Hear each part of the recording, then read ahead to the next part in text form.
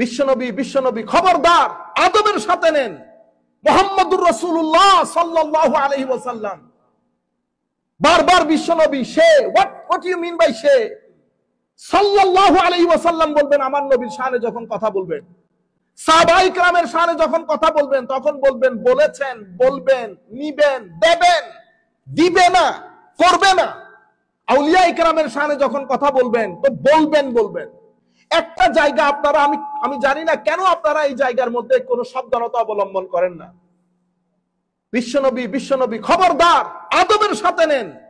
মুহাম্মদুর রাসূলুল্লাহ সাল্লাল্লাহু আলাইহি ওয়াসাল্লাম, বারবার বিশ্বনবী, say what you mean by say? সাল্লাল্লাহু আলাইহি ওয়াসাল্লাম বলবেন আমার নবীর শানে যখন কথা বলবেন, সাহাবায়ে কেরামের শানে যখন কথা বলবেন, তখন বলবেন বলেছেন, বলবেন, নিবেন, দেবেন, দিবে না, করবে না। আউলিয়ায়ে কেরামের শানে যখন কথা বলবেন তো বলবেন।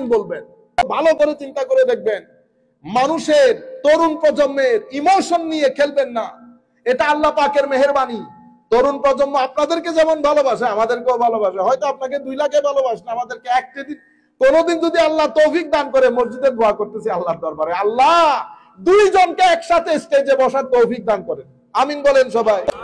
সেদিন আমরা দেখব, সেদিন দুনিয়া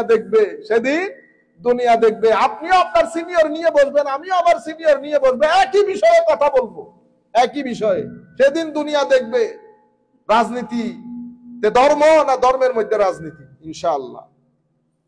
তৃতীয় যে বিষয়, সেটা হচ্ছে দুশ্মনদের দুশ্মনী, বহির্বিশ্বের দুশ্মনী, ওরিয়েন্টালিস্ট, যারা আমাদের দিন ধর্ম নিয়ে গবেষণা করে, যাদেরকে ওরিয়েন্টালিস্ট বলে, প্রাচ্যবিদ।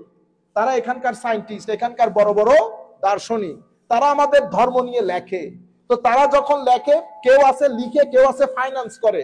তো ওনারা যখন আমাদের ওখানে ফাইন্যান্স করে, টাকাটা সরাসরি দেয় না, টাকাটা ওই মিডল ইস্ট দিয়ে ঘুরে যায়।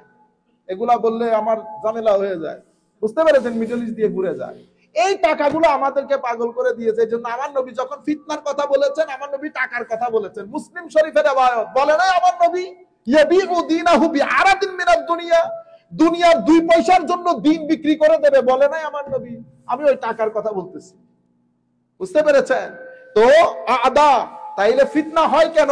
এই 4-5 কারণে। নফস, প্রথমে হচ্ছে মূর্খতা, এরপরে হচ্ছে নিজের নফস, তৃতীয় হচ্ছে উগ্রতা, চতুর্থ হচ্ছে এই বাইরের বহির্বিশ্বের বিভিন্ন ধরনের প্লট এবং ষড়যন্ত্র। ফিতনা থেকে বাঁচার উপায়, বাস ফিনিশ। ফিতনা থেকে বাঁচার উপায়ের প্রথম হচ্ছে আল ইতিসাম বিল কিতাব ওয়াস সুন্নাহ। কোরআন এবং সুন্নতকে উলামায়ে দ্বীন যেভাবে বুঝেছেন সেভাবে বুঝার চেষ্টা করা। আপনি নিজে না, আলেমে রব্বানি যারা আমার নবীর ওয়ারিস, তারা যেভাবে বুঝেছে সেভাবে বোঝার চেষ্টা করা। ফাআম্মাল্লাযীনা আমানু বিল্লাহি ওয়া আতাসামু বিহি ফাসায়ুদখিলুহুম ফি রাহমাতিন মিনহু ওয়া ফাদলিন ওয়া ইয়াহদিহিম ইলাইহি সিরাতাম মুস্তাকিমা। ওয়া ক্বালা নবিয়্যু সাল্লাল্লাহু আলাইহি ওয়াসাল্লাম, আমার নবী সাল্লাল্লাহু আলাইহি ওয়াসাল্লাম ইরশাদ করেছেন কিতাব আল্লাহ ওয়া সুন্নতি। এর পরবর্তীতে দ্বিতীয় হচ্ছে আল আখাস আনিল উলামাইর রাব্বানিয়িন আল মাশহুরিনা বিল ইত্তিবা ওয়াস সালাহ ওয়াল ইস্তিকামা। যেই সমস্ত আলেমরা তাকওয়া, পরহেজগারি, ঈমানদারি সবকিছুতে সমাজের মধ্যে গ্রহণযোগ্যতা পেয়েছে, তাদের মানহাজ অনুযায়ী চলা। আমি খুব সংক্ষিপ্ত আকারে বলছি সেই কারণে।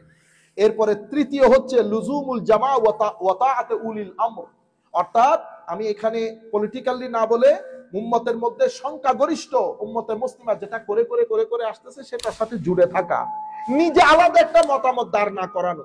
চতুর্থ তাকওয়াল্লাহি ওয়া তাআতিহি, মানে এখানে সত্য কোনটা মিথ্যা কোনটা সেটা বুঝার জন্য মানুষ যখন ঘুমিয়ে পড়বে, তো জায়নামাজের মধ্যে আল্লাহর দরবারে সিজদা দিয়ে হক বাতিলের মধ্যে ফারাক, প্যারামিটারটা আল্লাহর দরবারে কামনা করা। তখন কি করবে?